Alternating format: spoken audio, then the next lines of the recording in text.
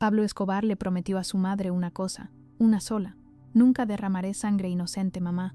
Pero en la noche del 23 de abril de 1984, esa promesa se rompió, y con ella la última conexión entre Pablo y su humanidad.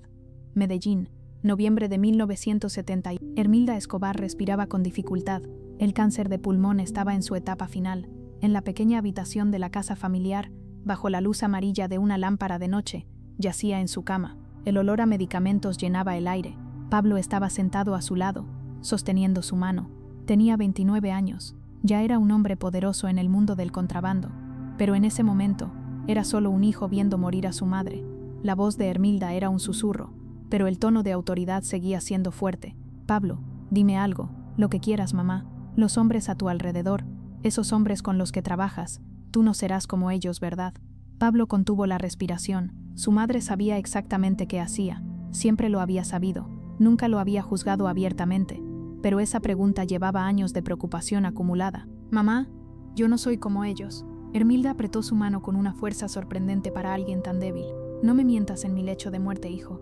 Sé lo que haces, sé con quién trabajas, pero necesito saber una cosa, una promesa. Dime que nunca lastimarás a gente inocente. Dime que si alguien tiene que pagar, será porque eligió ese camino. Pero los niños, las madres, la gente común, ellos no, Pablo. Ellos no. Pablo sintió algo quebrarse en su pecho. Su madre, la única persona en el mundo cuya opinión realmente importaba, le estaba pidiendo que mantuviera una línea que separaba a los hombres de negocios peligrosos de los monstruos. Te lo prometo, mamá. Te lo juro por Dios, nunca derramaré sangre inocente. Nunca. Hermilda cerró los ojos. Lágrimas corrieron por sus mejillas. Eso es todo lo que necesitaba escuchar, hijo. Eso es todo. Ella murió 3 días después. Pablo no lloró en el funeral. No lloró cuando bajaron el ataúd. No lloró cuando todos se fueron y quedó solo en el cementerio. Pero esa noche, en su casa, se arrodilló frente a una foto de su madre y lloró como nunca lo había hecho. Le había prometido algo sagrado. Y Pablo Escobar, a pesar de todo lo que era, a pesar de todo lo que haría, creía en las promesas hechas a su madre. Durante los siguientes 6 años, Pablo mantuvo esa promesa con una disciplina casi religiosa. Construyó su imperio de cocaína. Se convirtió en uno de los hombres más ricos del mundo. Ordenó ejecuciones, sobornó políticos, compró jueces, destruyó competidores, pero siempre, siempre, había una regla que nadie en el cartel de Medellín podía romper: no tocar a los inocentes, no familias, no niños, no civiles que no estuvieran involucrados en el negocio. Sus hombres lo respetaban por eso. Algunos pensaban que era debilidad, otros pensaban que era estrategia, una forma de mantener a la población de su lado. Pero Pablo sabía la verdad. Era la voz de su madre. Era la única parte de su alma que aún estaba limpia. Era la única promesa que lo separaba de ser completamente un monstruo. Pero entonces llegó abril de 1900, y con él, una decisión que cambiaría todo. El cartel de Medellín estaba en guerra, no con otros carteles, sino con el gobierno colombiano. El ministro de Justicia, Rodrigo Lara Bonilla, había declarado públicamente que destruiría a Pablo Escobar. Había quemado laboratorios de cocaína. Había arrestado a operadores clave. Había expuesto las conexiones políticas de Pablo. Peor aún, había humillado a Pablo públicamente, llamándolo criminal, narcotraficante, escoria de Colombia, en la televisión nacional. Para Pablo, la humillación pública era peor que cualquier pérdida financiera. Su reputación, su imagen como el Robin Hood de Medellín, el hombre que construía casas para los pobres, que daba dinero a las viudas, que jugaba fútbol con los niños de los barrios humildes, todo eso estaba siendo destruido por Lara Bonilla. Y Pablo no podía permitirlo. En una reunión con sus hombres más cercanos, en una finca escondida en las montañas cerca de Medellín, Pablo dio la orden: Lara Bonilla tiene que morir. Los hombres asintieron. No había sorpresa. Era la decisión obvia. El ministro había cruzado demasiadas líneas. Gustavo Gaviria, primo y mano derecha de Pablo, habló. ¿Cuándo? Pronto, muy pronto. Quiero que sufra. Quiero que sepa que viene. Quiero que tenga miedo. Los planes se hicieron. Los sicarios se prepararon. Todo estaba listo. Pero había un problema que nadie anticipó. Rodrigo Lara Bonilla tenía una familia, una esposa, 3 hijos, y cada noche, después del trabajo, el ministro manejaba a casa en su automóvil oficial, acompañado por escoltas de seguridad. El plan era simple. Sicarios en una motocicleta se acercarían al auto en un semáforo y dispararían. Rápido, limpio, efectivo. Pero el 30 de abril de 1984, cuando los sicarios siguieron al ministro, algo cambió. El ministro no iba solo. Su hijo de 12 años estaba con él en el asiento trasero. Había salido temprano de la escuela. El padre lo había recogido. Era un momento ordinario. Un padre y su hijo pasando tiempo juntos después de un largo día. Los sicarios llamaron a Medellín. Llamaron a los jefes. El mensaje llegó a Pablo. Hay un problema. El niño está con él. ¿Qué hacemos? Pablo estaba en su casa. Su esposa María Victoria estaba cocinando en la cocina. Sus propios hijos, Juan Pablo de 7 años y Manuela de 3, estaban jugando en la sala. Pablo escuchó el reporte. Su rostro no mostró emoción, pero dentro, algo se retorció. Un niño. El hijo del ministro.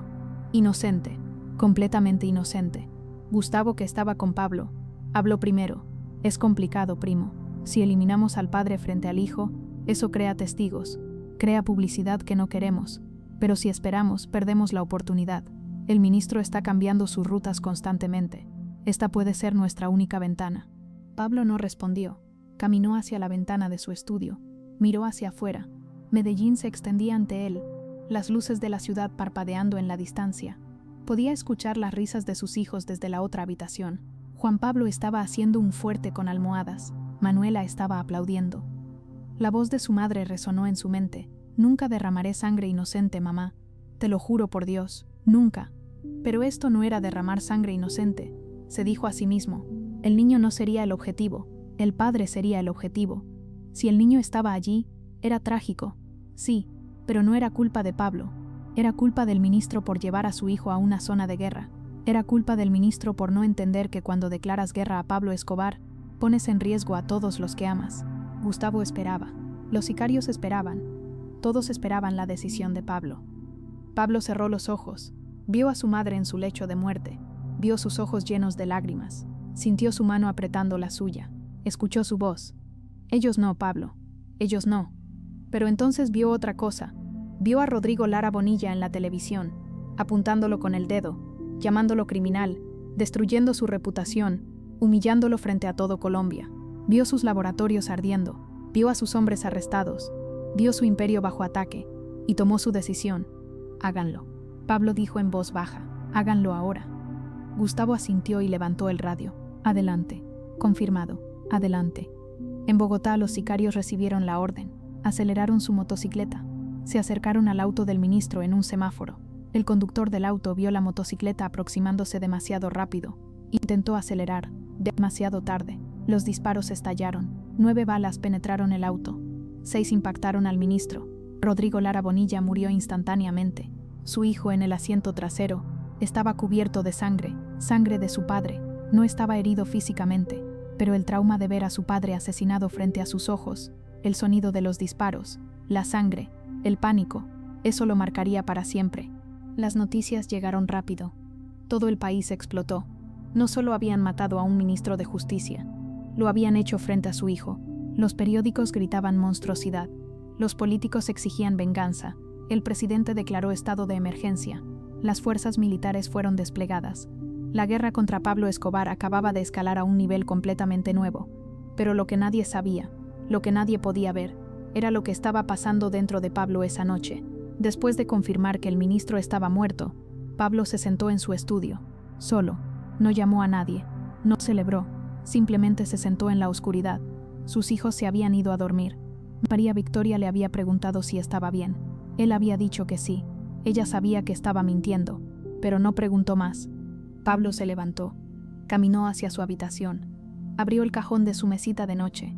Sacó una foto. Era una foto de su madre. La misma foto frente a la cual se había arrodillado cuando ella murió.